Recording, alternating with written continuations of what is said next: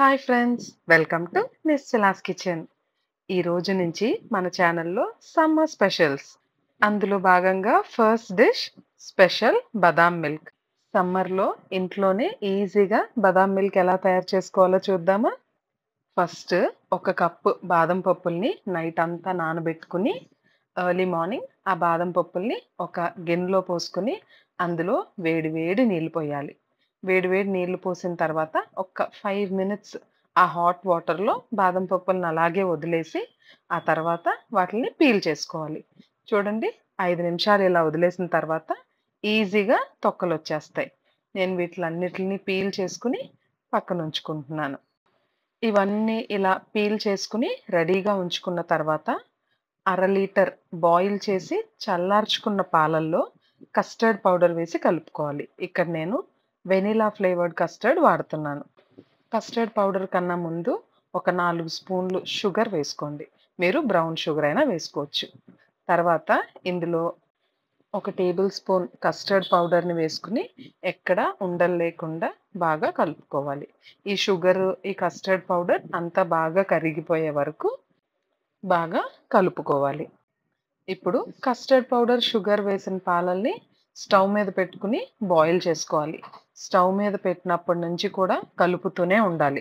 లేదంటే ఉండకట్టడం ఆర్ థిక్‌గా అయిపోవడం అట్లా అయిపోతాయి. సో, స్టవ్‌ని మీడియం ఫ్లేమ్‌లో పెట్టుకొని కలుపుకోవాలి. ఇవి ఇలా బాయిల్ అవుతూ ఉండగానే ఇప్పుడు ఇందులో వేసే ఇంకో ఇంగ్రీడియెంట్ కుంకుమ పువ్వు. హెల్త్‌కి ఎంతో మంచిది. మంచి ఫ్లేవర్‌నిస్తుంది. కొంచెం ఒక్క చిటికెడు కుంకుమ పువ్వుని తీసుకొని ఆ బాయిల్ అవుతున్న మిల్క్‌నే ఒక 2, 3 స్పూన్లు ఇందులో వేసుకొని కుంకుమ పువ్వుని కరిగించుకోవాలి.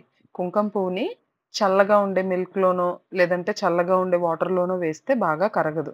అదే వేడి పాలల్లో లేదంటే వేడి నీళ్ళల్లో అయినా వేయొచ్చు.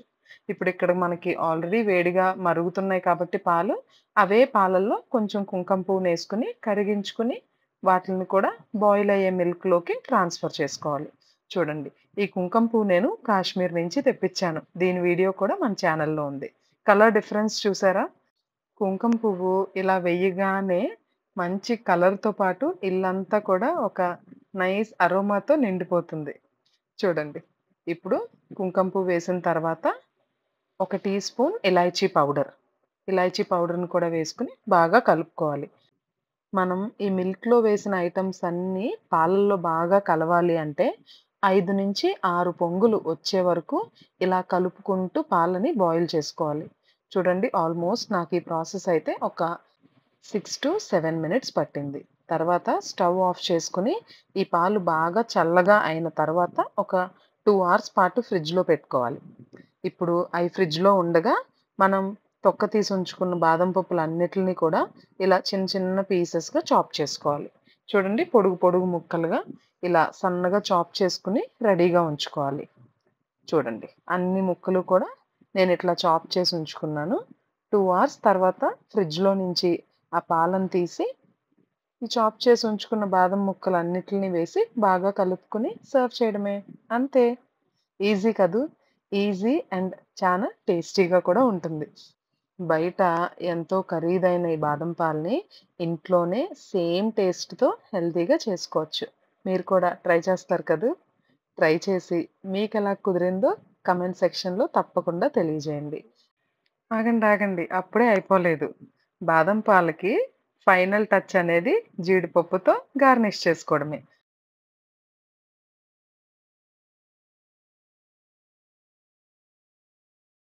Bye everyone.